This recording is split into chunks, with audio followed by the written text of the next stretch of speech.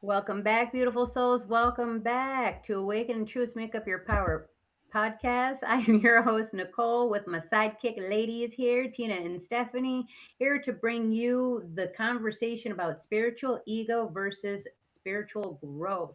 We're going to explore the edges of identity, healing, and the quiet revolutions happening inside of each and every one of us right now. Today, we're going to be diving into the topic that touches every seeker, healer, intuitive, pretty much every person that has ever tried to do the work. The difference between spiritual ego and spiritual growth. So, the conversation is about calling anyone out, especially not me. It's about calling ourselves into some honesty, some humility, and into the kind of growth that doesn't need to be witnessed to be real. So today's energy kind of forecast is actually kind of really showing up with what we're talking about today. I know that personally, and on a big stage. So when ego triggers are surfacing, so what I see around that energy is that there's a real big opportunity that we're all given collectively right now to really dive in to the suppressed emotions that have been laying dormant, that have been kind of leading our ego into our armor in how we show up in the world. Um, Knowing that also, and understanding that if you are leaning into that ego, where is it that maybe you're not feeling that you might have the tools or the capabilities to step out of that? How is that working as a shield for you? Collectively, we're seeing a polarization happening of um, of who is really seeking depth and really diving in and doing the work versus who is acting like they are. Or, you know what I mean? Because there's a difference between getting the knowledge and the tools and then actually embodying and working those tools into your life. And are we at a stage where we just need to be right? Because there's that desire there, right? But to what extent or what expense? Is it to be right because it's the truth? Is it to be right because our ego is lacking? Or is it just the matter of owning who you are and what your truth is? Because remember, everybody's truth is true to them. So when we look at the world and we're like, that person looks at something wrong, every truth is a half truth because to that person, it is their ultimate reality to what they're experiencing. So, with that, I kind of just want to lean more into what spiritual ego versus spiritual growth looks like to you. How about you, ladies? So, just kind of going through what you just opened up with, I think spiritual ego really is kind of it's another way of protecting ourselves. We've talked a lot about how we protect ourselves, how we go into fear-based emotions and situations because we know what that outcome will be like. But I feel like spiritual ego is a part of us that uses spirituality as the armor instead of getting down to like the root cause of, I don't want to say medicine, but we take medicine to feel better, but in spirituality, we really lean more into who we are. Hmm. We look at the accountability of like what we've done or didn't do and maybe how we may have created a particular situation for our spiritual ego to be shining through. Um, I think you'll hear it a lot from people who want to say, I'm above this. I've already heard that. I don't get triggered anymore. I love That's my favorite one. I only allow high vibration people in my life. That's not all spirituality. Those are pieces of it and those are just words. If they're just words, you're not really living in that spiritual space. And I think when that happens, Tina, it takes away from our growth and our healing Mhm. and any awakening that we're trying to reach. And it turns us into an identity instead of our growth. Mhm. I would agree. Um I think with the ego, whether you put spirituality in front of it or not, um, it's a state Mhm. of it could be it could be a false state of who you are. It could be a malicious state. It could ego can play into so many things, and not just in in the spiritual realm, but when when we look at it in that from that perspective, those of us that have really gone through that awakening, we've been through deep pain. We've survived something that changed us. We're trying to hold on to a version of ourselves that feels powerful and safe, and we fear slipping back into old patterns. And that's why we put the energy and the work into trying to break those behaviors that we know are just going to continue if we don't do something about it. So ego, I could see ego playing out in so many different perspectives. But if somebody wants to put spirituality in front of it, then they best do the work in order to back up what they're saying. Right, because spirituality, it's a one person job. It really, really is. It is up to the individual what their spiritual journey is in essence going to be, because that road is to be walked alone in that regard. And what I mean it to the extent of, say, personally for me, when I really got into therapy a couple years back, there were needs that I needed in order to have the space to be able to unfold, those dynamics that I needed to. Now, being at this stage, and say I've got somebody that I hold dear to me that is now just starting their level of healing, where I could come off in, if I'm understanding this correctly, in a place of spiritual ego, is kind of trying to dive in and direct somebody else's healing process rather than allowing just being a supportive person and just walking my talk, walking more in action rather than, because a lot of the times when people have been living in their ego for so long, there's usually an underlining of guilt and shame that they're trying to keep suppressed, right? And when there's that suppression that happens for so long, that ego works as a way of trying to say, I got it all together. I can handle this. I can keep to every bump in the road, every kick, every bruise that I get, I can keep brushing it off and keep moving. But then there's that moment where there's a big ass fucking pothole. So as you're trying to move, you just fell down the fucking rabbit hole. But when that moment happens, there's an opportunity in that darkness. And it's in that darkness that we inevitably will experience alone. We will be in that darkness alone. We will be trying to find that little lighter. But the key of it is that in knowing that though we may need to go through the dark night of the soul, if you will, is what I call it, or the shadow experience, or that rock bottom, whatever words work for you guys, that you will start seeing almost like angels, like almost like people or some kind of support that will come in. You know how, like, there's that saying, I asked God to save me, but he didn't.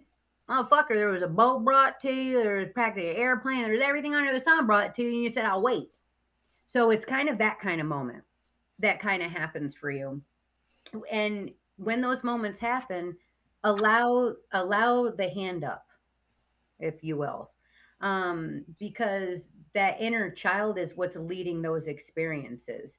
To be like, I'm okay, I've got this, we're good. We can have an understanding, but do we have an embodiment? And I think what spiritual ego and versus spiritual growth is that there's a knowing of something, and then there's embodying and working it into your life and using those tools. And I feel for me, that's kind of the difference. Yeah, I think when you've got an ego, when you show up with an ego, it's kind of like you're wearing a different outfit, right? You're showing up as that Amen. person that you feel like you need to be, right?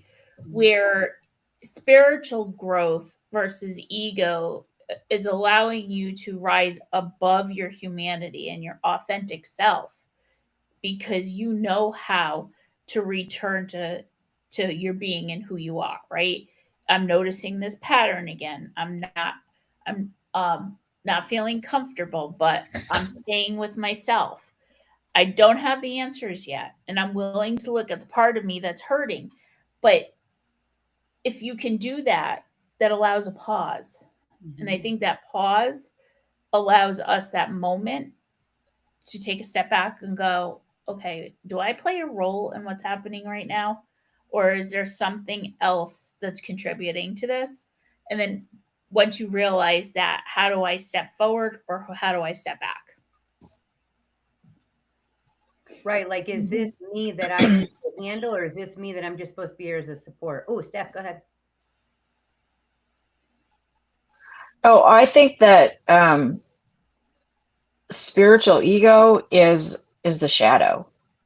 You know, we talk about the shadow and the light, and I think that this ego is the shadow, and it's, you know, so we're hiding in those shadows, or we're hiding the shadows, the dark, and portraying something else when we actually need to, you know, face those, you know, because we need both the shadow and the light. So I think that, you know, we really need to deal with those shadows so we can drop that spiritual ego. Yeah, I agree. So spiritual growth in my mind is could be very private. You don't need an audience to do it or be who you are. You don't need to post it online. You don't need to prove anything to anybody. You are showing up based off the work that you have done and you're confident in yourself. Yeah, because doing the shadow work isn't easy, because No. the shadow brings up a lot of things that guilt and shame and fear lie in. And if we're publicly just putting it out there as a way of, we think that, well, if I let people know what's going on, then, you know, I'll get the help or I'll get support. Well, no, you'll get a lot of opinions. You'll get a lot of people that will have their judgments or their misconceptions. And when we're in the shadow, you got to keep in mind we're not seeing things fully clearly. So if we're in a place where we're not seeing things clearly, then how the hell are we going to shine light on it for somebody else to look into? Does that make sense? So, and that also comes back to me, because I've always been one of those, if I see people in their shadow, I want to be the one sprinkling that light for them. I don't want to blind the motherfucker. You know what I mean? So it's kind of one of those things that, like, the shadow and the light is where the growth happens. So just keep that in mind. If I'm in a difficult moment, okay, and I sit with this difficult moment, I will start to see the glimmers of light come through that will help me understand the growth in it. Let me think of like a light example. I'm pretty deep, so I don't know if I can think of a light example. Okay. Say an example would be, okay, I can share this now because I passed residency too in school to be a therapist. I could say that the shadow aspect of my experience was I had a knowing that I was going to pass, but I had this, we'll say more residency one. I was more fearful, but I went into it with all of these thoughts that I wasn't, like, identity issues and all of these things that were underneath the surface. But out loud, I'm like, this is great. Like, I'm going to figure it out. That could be a sense of like spiritual ego, right? But what had happened was, it was in the shadow that what I started shining light on was that, who am I trying to prove myself to? Right? Where are these distortions that I'm not enough to be able to achieve this experience coming from? So this example is really to kind of provide for you that the shadow aspects that were coming up were limiting beliefs, um my mind just kind of repeating patterns of past things and the experiences of what I was told, right? So the light that was shining on it was, you're here, you're still showing up, you're open to constructive criticism, and you pass the motherfucker. So with that, the growth that came from it was, now that I went into residency too, those things that I once identified myself as unknowingly, Now, when they tried to surface, I was immediately able to put the light on it and see, no, we've grown from there. We passed residency one. We're doing the work, we're showing up, and you're meant to be here, kind of thing. You get what I'm saying? So for me, that would be kind of an example of what it's like when you have the shadow, you have the light, you can find the growth. Rather than some people where they unfortunately stay in the shadow because they don't want to be seen, because they don't want to see themselves. And that's where the spiritual ego or ego itself can really take lead. Could look like narcissism, could look like trying to control things, could look like a lot of anger outbursts. Because what's happening is our inner body is trying to recalibrate its system for balance, but our external is trying to portray something else. So what happens is like the clash of the titans, the clashing of the tides, right?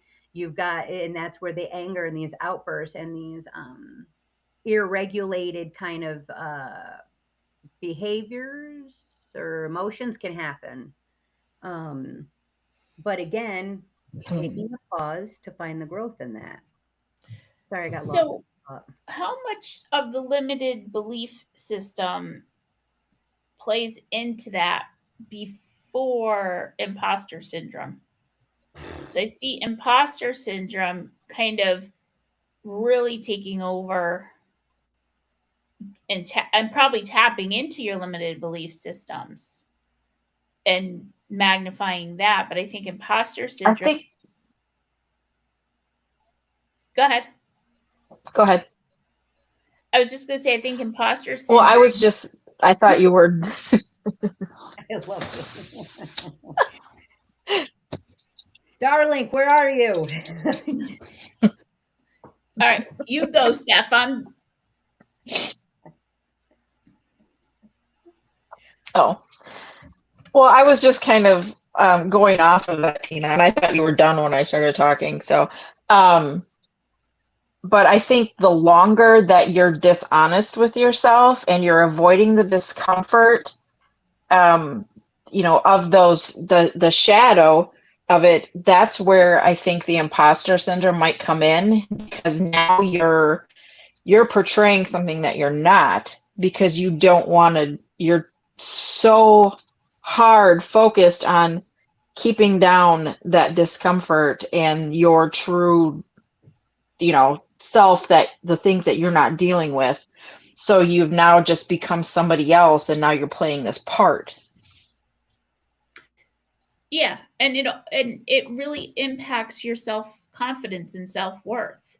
So when we mention limited belief systems, that I'm not good enough, or I can't do this, or people are going to make fun of me, or whatever it is, it's how much of that imposter syndrome played into those limited beliefs, because you were always kind of wearing a different kind of mask in a space where you felt like you weren't good enough, or you didn't know it, you weren't smart enough. It's just amazing psychologically what our brain is capable of doing to ourselves. 1,000%. Imposter syndrome, too, when we're starting to shift from an identity that we once were, or shedding the identities of others from our psyche or from who we are. Imposter syndrome can definitely show up too, because, for example, imposter syndrome was popping up for me again back to school, because I was like I want this. This is what I really really want, but am I able to have it? Or because of the misconceptions and those, really they're what are they, maladaptive behaviors that we kind of take on. So from a cognitive behavioral therapy standpoint, because I really really love this theoretical approach, there's quite a few of them, but it's all about your mental that leads to the emotion that leads to the behavior. So if you guys can kind of keep in mind moving forward in any scenario, really, what is my mind currently telling me?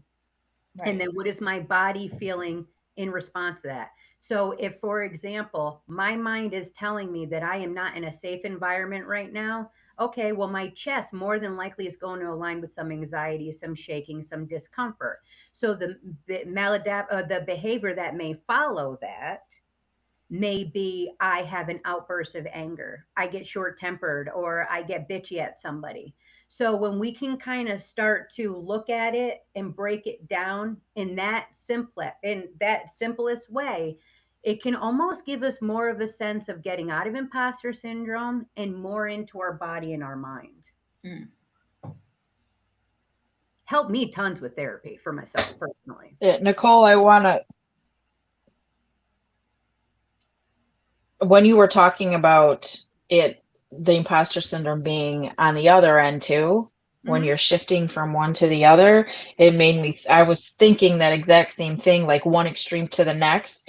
So now you're not being an imposter this way, but now that if you're moving to like spiritual growth or, whatever it is, now you're pretending or being an imposter that you're already there. You're not showing the journey. It's like you're embarrassed of the journey. You don't want anybody to know that you're going through that. It's just like, okay, I was here and now I'm here and nobody's going to see this and I'm not going to acknowledge this outwardly. I'm just going to pretend that I'm already this. Wow, you just hit something real big there on where you guys share with me on how um not trying to dictate somebody else's healing. I know that's kind of a strong way that I just expressed that. But when you just said what you said, it's kind of very true in that because I've made the shifts and there was a lot, and this goes with anybody with healing, right? There's a lot of that darkness that we do privately. So then that way we can come back out in the light in a way that is conducive to helping people. But however, what that can show up like is that somebody else who may not be at that point may just be in the trenches of that darkness could be intimidated or look at my situation as like, oh, she is superior. And that's never what you were ever intending to do. But you made a great point in sharing that a lot of our healing is done in the darkness. So maybe a better way that can help if we really want to try to help others is sharing what that darkness might have looked like for us through examples or in how we were able to kind of navigate, but also leaving it to the person to kind of come to you rather than trying to be a fistful of knowledge, because that's where there's that fine line between the ego and where we're actually trying to help evolve a situation. Just something I kind of took when you were sharing that. I thought was interesting. Mm-hmm.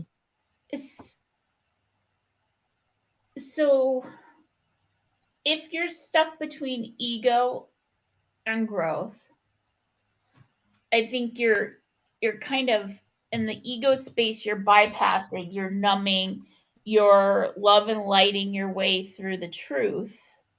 Those are all words that we are comfortable saying in the spiritual space. I think that's an ego holding on to words, just have words versus actions. But if you're willing to sit in the fire, that's the growth. Mm-hmm. If you're willing to say, if you need me to show you, I'm going to move forward and I'm going to make changes, put me in that fire and watch me shine. I love that. Light my candles while you're at it. Because we about to celebrate, bitches. Oh, I love that. What a life. What a life, guys. I'll tell you what, give yourself grace. Life is not fucking easy right now. I'm just going to be fully transparent in that regard. It isn't. However, if it wasn't, wouldn't you be worried about like, okay, because in life, everything's cyclical, everything's got to go up and down. So, right now, guys, just kind of ride the wave, allow the wave to take you where you need to go. Um, while also remaining present because it's happening to everybody individually, collectively, but it's happening fast. And the reason why it's happening is because there's just so many outdated limiting beliefs, behaviors, and systems that no longer work for any of us. Like, there's not a single person that is not experiencing in one way or another in their life these types of changes or experiences happening. So with the conversation, we're just kind of wanting to let you know, like, they're there, they're obvious, they're not easy, they're triggering, but think of a trigger as an opening. Because again, in the therapy space, the trigger is kind of the starting point of the chain of events that follow. So what triggered, what it thought followed, what emotion followed, what behavior followed.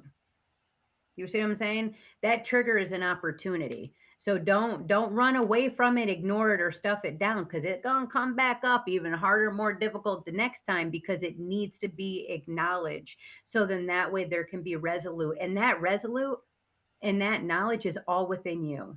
Those triggers is your body just trying to give you an opportunity for healing for yourself. You've got all the tools within you. Everybody has the tools inside themselves. Therapy is literally just helping people see that every tool, helping them navigate their own tools that are within their own toolbox within, by putting names to the thoughts and the feelings and the actions. So you got the power. What? Sounds like it's time for Stephanie's purposeful pause. Wee wee. What did we just step into? Did Tina just give you that intro? Welcome to Stephanie's Purposeful Pause. She did. Dang. All right. So that means that we're going to slow down for a moment and we're going to breathe naturally and deeply. But I kind of want to talk about the motive behind growth. So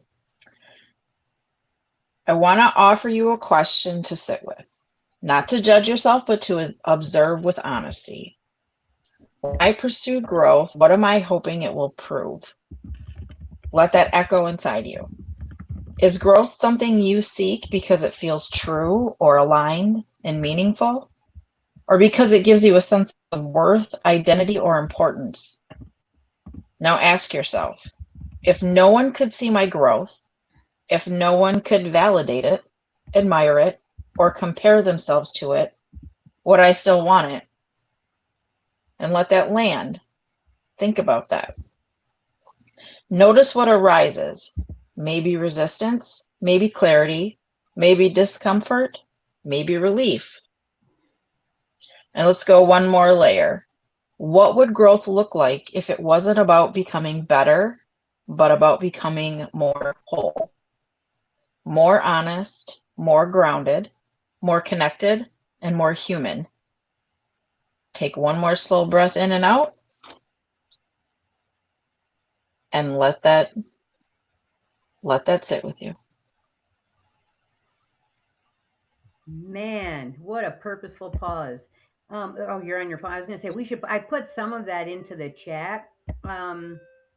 So I really liked what you said when pursuing growth, if no one was to see it, like if you, and you made me kind of think and sit with it for a minute of going back to the shadow work, the dark night of the soul, the hard stuff.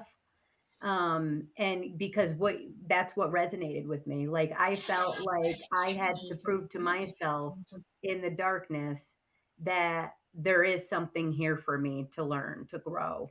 That's just kind of what I took from it. But I just thought it was interesting when you said about pursuing it when it's not being seen. That's just kind of what came to me. I love that. Okay. Because we should be doing it for ourselves. We should be doing this growth for ourselves, not for any outward acceptance or performance, reward. Yeah. The collective is getting away from performative living for sure. Everybody wants more depth. How'd you take that, T? A couple different ways. I think as a collective, the last thing we need is more people who look awakened. Um, You should. we need more people who are willing to be um, awake in the messy and the tender, the unfiltered realities of being human, right? So I sure do. you may not even know you're growing, but when you open yourself up into those situations and you get through them, could be doesn't mean come out without any bruises, but you came through on the other end. It just kind of shows how you showed up as a person and what that growth looks like as far as your becoming. I love it. If life was always easy, I don't think that we would appreciate it, to No. be honest with you. I think if we had a sunny day and a rainbow Mhm. every day, it would just be like, oh, cool.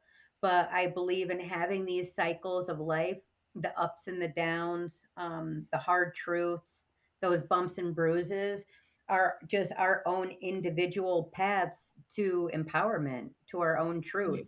And when we can slow down and pause and surround ourselves with supportive people, um, the experiences really can show us the wisdom that is just on the other end of that pain.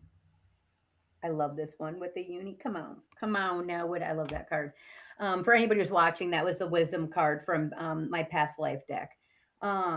Because really, what we do from these experiences is we bring in a profound set of wisdom that also ends up having tools that end up being the support of the next person. If you like, even take a minute to sit with that. What's the Here's one. What's the biggest, most painful experience? And I'm not trying to re traumatize anybody, okay? Experience that you ever had. And then once you've gotten through it, how did it show up in your environment through somebody else? And were you able to end up being that kind of driving force, that tool, that safe space? Because if you can sit with that and see, you'll see really the power in our experiences. We become more aware. Like you you just become more aware of a situation when you can relate to it. If you haven't lived through it, it's harder.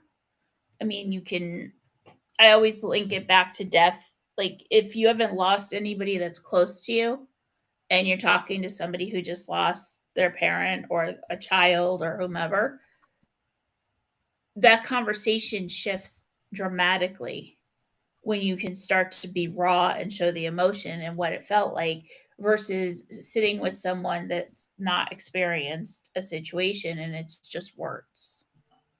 Mm. It's just words. See, you right there just made me think of. So we had Karen on.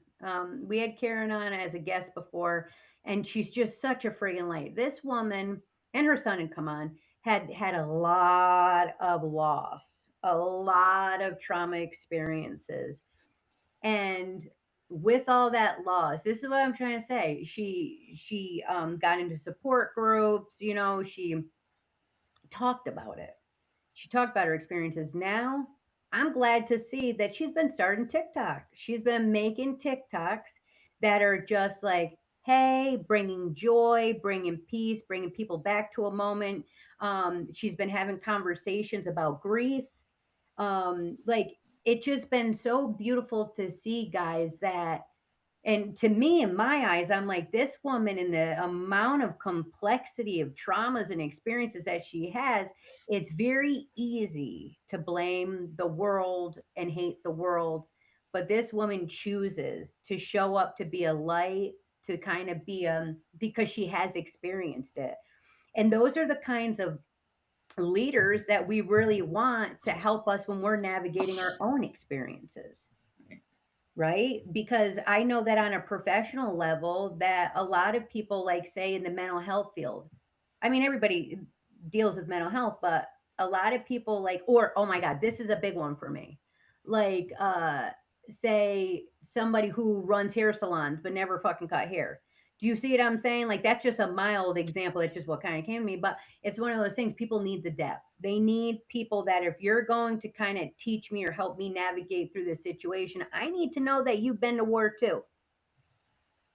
You know what I'm saying? Like, because in otherwise it does become a power struggle where ego can play in because some people have armors up because they're going to be kind of afraid of the judgments because this person may intellectually be able to understand where I'm coming from, but can they feel where I'm coming from?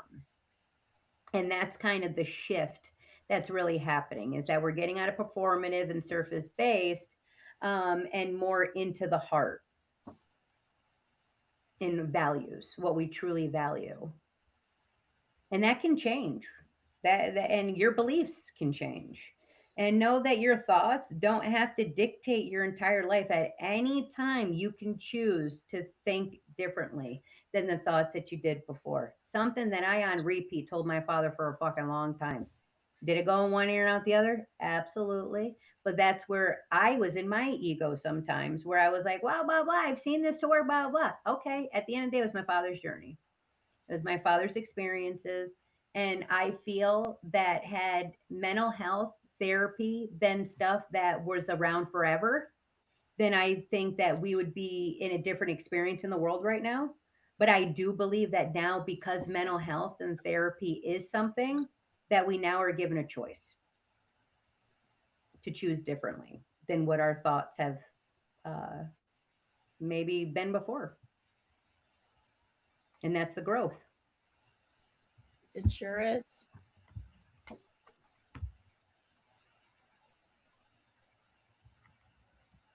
That was a good one. So with that, how about it is Tina's reflection time? All right. This will give you a minute to breathe. Okay. As you sit with everything we explored today, the difference between spiritual ego and spiritual growth, notice what's happening in your body, not your mind, and not the part of you that wants to get it right. Just you. Maybe something loosened, maybe something tightened, maybe something whispered, "Oh, that's me." Whatever showed up is welcome. Because the truth is, spiritual growth doesn't demand perfection. It doesn't ask you to perform enlightenment. It doesn't need you to rise above your humanity. It asks you to be here, honestly, humbly, and without the armor. So let yourself ask, where have I been trying to look healed instead of letting myself heal? Where have I been trying to be wise instead of being honest? Where have I been trying to transcend instead of tend? There's no shame in the answers, only information and only invitations. And yes, as you move back into your day, carry this with you. You don't grow by becoming more spiritual, you grow by becoming and honoring you. More truthful, more present, more willing to sit with what's real, even when it's messy, even when it's chaotic. It just wants you to let go of your identity that once kept you safe. So, as you walk forward with a softer chest, a clearer center, and a spirit that knows the difference between performing awakening and actual awakening, just remember you're not behind, you're in transition, and that's exactly where purpose begins. Never behind, right on time. I absolutely love that. We get so into comparison of comparing our world to other people's worlds, and life unfolds exactly as it's meant to Hmm. when it's meant to at all times. I love that. What a great conversation today because, man, life's been kind of rough back and forth. So it's kind of nice that we can have these talks, and even when it's difficult. And in all honesty, it's when it's difficult that it's the most important to have these talks, because it's easy for us to allow guilt and shame to kind of step in and want to recluse and close down. But it's safer and more productive if we can outsource some of it to people who aren't going to judge, who aren't going to weaponize your experiences. And what those people look like for you might be different from situation to situation, and that's okay. Honoring yourself regardless, because not everybody can be everything, but there's always somebody that can help you through something. You just got to be willing to have the conversation. So that's why we have these conversations, and that's what I want to close with for today. And if there's anything that you ladies would like to close with before we close today out, I do want to mention Friday is we will be back Friday. Ooh, the summer solstice. That's why it's been so fucking difficult. Madonna and me. Okay, so summer solstice. I'm so excited about this. We'll be talking about it on Friday. Your inner light, man. Summer solstice, super excited about. It makes so much sense. It's bringing things to light that have been laying dormant. Mod on, I needed to see that. So that's what we'll be talking about on Friday. I'm fucking excited because that means that some of this difficulty is about to be fucking behind me. And behind for all of you. So ladies, is there anything you would like to share to wrap up today? Well, I think for me it's remaining in your own skin, in your own body, and accepting who you are, loving yourself for that person. And don't let anybody make you feel different or try to shrink you to make you fit into their ideal perfect. You make your own mold. I like That's it. right. How about you, Steph?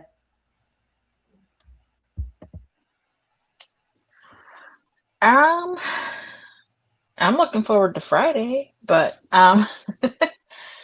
just uh, just remember that spirituality isn't about transcending the human experience. It's about deepening into it with honesty, humility, compassion, and truth. Mic drop. I love that. Well said. All right, beautiful souls. Though this was a tougher one for me today, I'll be honest. I just want to remind you guys that you woke up today because your soul still has purpose on this planet. Please go out there and live it all as authentically true to you. This is your path. Where you're going, you don't need roads. You are creating your own roads, and hopefully they will intertwine with the right connections and the right people and experiences that will help evolve you on your evolution back to your own truth of self. So Friday we will be back here talking about the summer solstice and reclaiming your inner light. And then next week we will be on break until the start of August. Whoa, Tina's gonna run with that to the start of July. You I did it again. I know. I'm so overwhelmed. We're not off for the month of July, just so you guys are aware. I am. But I do want to let you guys know that the way that we air, especially for the first week of July, since the 4th of July, we'll see how that kind of pans out because people might have things going on. So you guys might be getting some more of pre-recordings, which is fine. We'll still bring out the content as it flows. We're never going to force content just to have a show. If there's anybody listening, watching that would like to join our conversation or have a conversation they would like to talk about, feel free to reach out to any one of us or in the comments. And if you think there's anybody that might be able to resonate with anything that we talk about, please feel free to share this as well. We are an open place, an honest place, a safe space of non-judgment because we know that life is always turning to make us better, not to make us worse. So know that your darkest day could be your lightest defining moment if you allow it to. Love and light, beautiful souls. We will see you next time. My dogs are going to lose their mind if I say the BYE. So I'm trying not to, but I'm glad that you are here and I'm glad that you're alive and I'm glad you woke up today. Because you matter. So go about your day knowing that your light is meant to shine on the darkest of days. So you might just be that compass for somebody else, that light for somebody else today. Bye, beautiful souls. You just said bye. Bye. See you Friday. He's looking at me Yeah, like he in wants to lose his August. mind. No, July.